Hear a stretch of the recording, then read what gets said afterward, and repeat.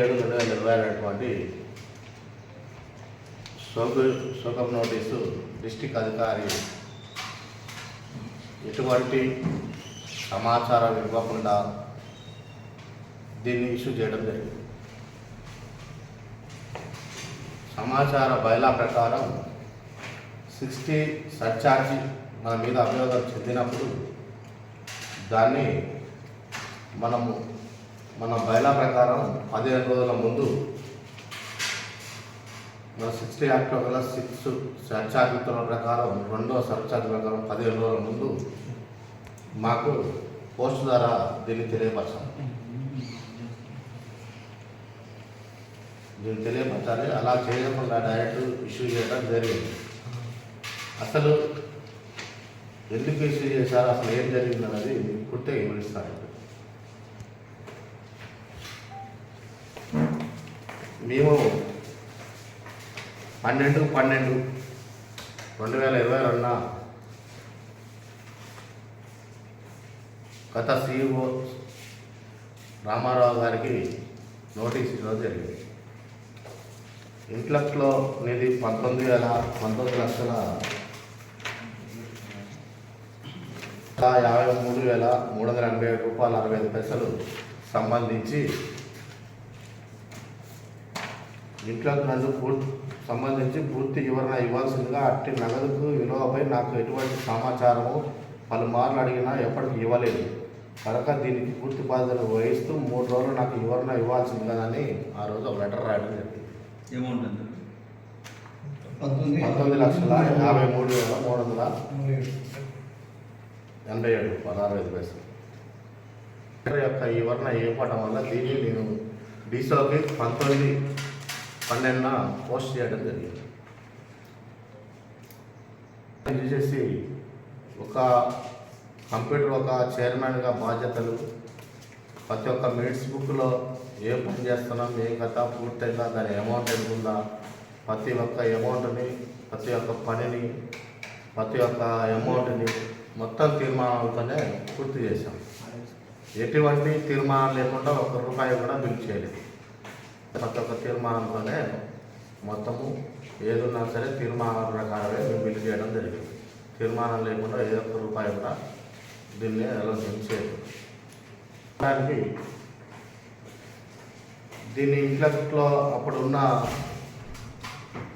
Ramarao computer ఆపరేటర్గా అరుణ నెటాన్ని డీసోని attach పెట్టేసి ఇక్కడ ఇచ్చిపోయారు. మామూలుగా డీసోలో కంప్యూటర్ ఆపరేటర్గా అటాచ్ చేస్తూ అక్కడి నుంచి వచ్చి ఆదినారాయణ సోషల్ ఆపరేటర్ వచ్చేసి ఆయన అటాచ్ చేసిపోయారు కంప్యూటర్ ఆపరేటర్. ఇప్పుడు కరోనా లెవెల్లో కరోనా వచ్చేసి వేరే ప్రాబ్లం వల్ల 3 నెలలు బంద్ చేసింది, 3 months బంద్ చేసింది. ఈ 3 months బంద్ చేయడం వల్ల ఈ 3 months బిల్లు ఇంట్లో కొట్టపోవడం వల్ల ఇలా సాపడి కంప్యూటర్ ఆపరేటర్లు ఏం చేయనప్పుడు దీనికి పూర్తి బాధ్యత చైర్మన్ కాదు. దీని మొత్తం ఇంట్లాక్ట్ పూర్తి బాధ్యత మొత్తం రామారావు గారు. దీన్ని చేయాల్సిన బాధ్యత అతను. నేను ఆల్రెడీ 2-3 సార్లు కూడా డీసీ గారికి అటాచ్ చేస్తూ ఫోన్ చేస్తూ మాట్లాడాలి. ఇట్లా కంప్యూటర్ ఆపరేటర్ రావట్లేదు, మిస్టేక్ అయింది, ఇట్లా కరోనా వచ్చేసి బంద్ చేసింది పూర్తిగా. దీన్ని ఏం చేస్తాము, డైలీ వేజ్గా దీన్ని బుక్ పెట్టచ్చు అని కూడా అడిగాను. డైలీ వేజ్గా నేను యాప్ సెట్ చేయాలని చెప్పేసి అప్పుడు డీసీ వెంకటేశ్వర గారు చెప్పడం జరిగింది. కంప్యూటర్ ఆపరేటర్గా ఎవరైనా తీసుకొచ్చి కొట్టేయడానికి కూడా CEO గారికి చెప్పినా కూడా ఆయన నెగ్లెక్ట్ చేయడం జరిగింది. ఈ యొక్క అమౌంట్ 60లో వచ్చేసి ఫస్ట్ 15,04,191 రూపాయలు దీన్ని అటాచ్ చేస్తూ రాశారు. దీన్ని తర్వాత దీన్ని పలుమార్లు మీటింగ్లో చర్చించినాం. ఆల్రెడీ రామారావుతో ఎంసీ మీటింగ్లో చెప్పినా దీన్ని తీసుకుపోయి జనరల్ బాడీలో దీన్ని కూడా ఆమోదించడం జరిగింది.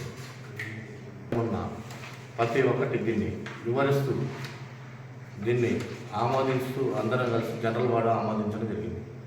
అప్పుడు గతంలో కూడా మీకు ప్రెస్ మీట్ పెట్టి కూడా వివరించడం జరిగింది. దీన్ని ఇంట్లో కట్టపోవడం అనేది తప్పదైంది ఆ మధ్య వల్లని గతంలో కూడా ప్రెస్ మీట్ పెట్టి ప్రెస్ మీట్ ద్వారా వివరించడం మీకు జరిగింది. నేను చెప్పాల్సింది ఏంటంటే ముఖ్య విషయం ఏంటంటే ఆడిట్ ఆన్లైన్ ఆయన పూర్తి చేసిన తర్వాత డిస్టిక్ అధికారి సోషల్ ఆపరేటర్ ఉంటారు ఇక్కడ, మానిటరింగ్ ఆపరేటర్ అని 3 నెలలకు ఒకసారి చెకింగ్ చేసే ఆపరేటర్ ఉంటాడు. ఒక్క రూపాయి సంస్థలో అయినా ఆడిట్లోనైనా ఎక్కడున్నా కూడా మన డిస్టిక్లో అవ్వడు అధికారి, డిస్టిక్ అధికారి.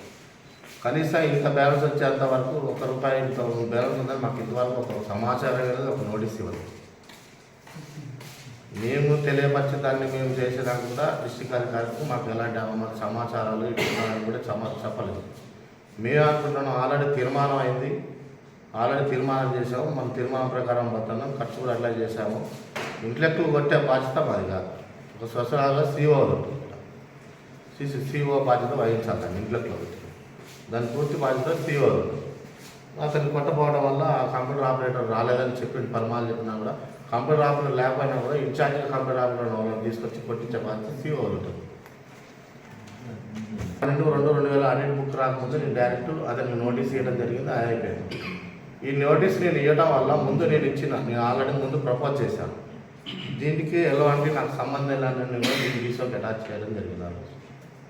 ఎందుకంటే దీంట్లో ఏదన్నా నేను సొంత డబ్బులు స్వతహాగా వాడుకున్నాయన్నా నాకు సైన్ ఉన్నా కూడా దాని డబ్బులు తీసుకున్నా కూడా దానికి నేను వర్తిస్తా. కానీ ఒక సంస్థలో ప్రతి ఒక్కటి జనరల్ మామూలుగా ఎంసీ మీటింగ్ పెట్టి పలానా దానికి ఖర్చు చేయబడ్డది, పలానా దానికి ఇంత, పలానా దానికి ఇంత అనేది మెన్షన్ చేయడం జరిగింది. దీంట్లో నాకు తప్పిదం ఏం లేదు. కావున నేను ఆల్రెడీ నేనే ముందు డిసౌకర్స్ దీనికి ఇవన్నీ ఇచ్చాను కాబట్టి అసలు ఈ 19 లక్షలు నాకు ఎటువంటి సంబంధం లేదు.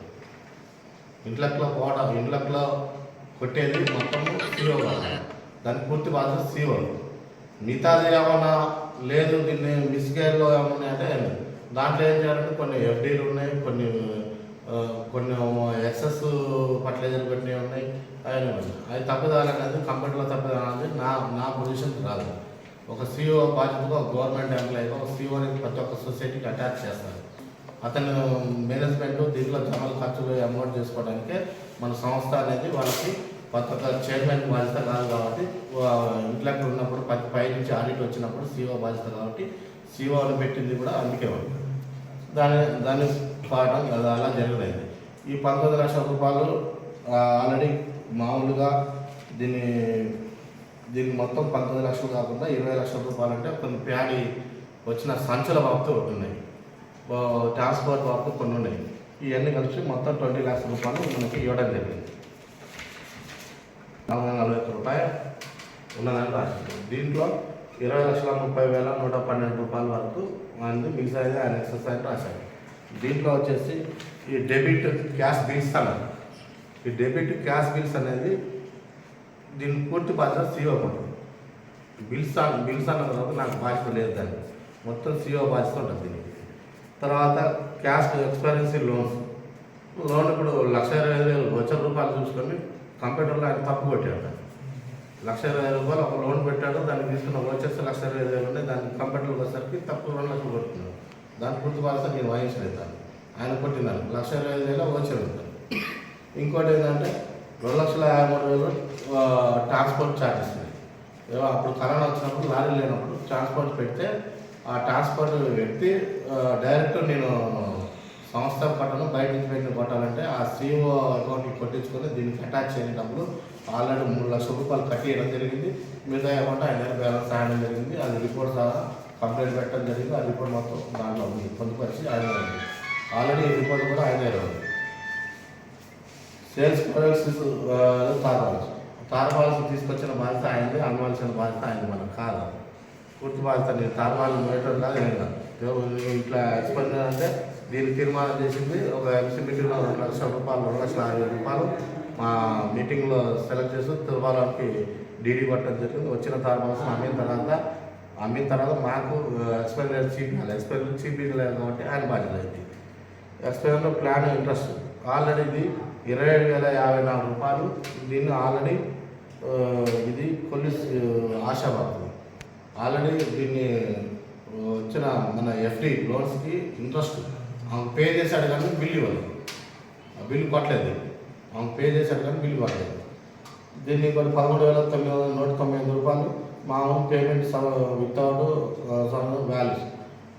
ఈ చిన్న బిల్స్ అతను ఆల్రెడీ పేమెంట్ చేశాడు కానీ బిల్స్ లేవని రాశాడు. దీని పూర్తి బాధ్యత ఇది.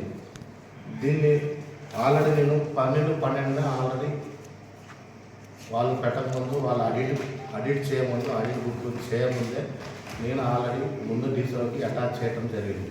12/12/2022 నా డెప్యూటీస్ని తీసుకొని వాళ్ళు సర్కల్ చేసుకొని సిఇఓని సస్పెండ్ చేయడం జరిగింది 31/12/2022. దీన్ని నాకు ఆల్రెడీ ఇంకొక తప్పిదం ఏంటంటే ఎప్పుడు సస్పెండ్ చేసింది 31/12/2022 ఉత్తర్వులు జారీ చేశారు టీచర్లు. ఆయన సస్పెండ్ చేసి మాత్రం 31/3/2022 అంతే కదా, 3/2022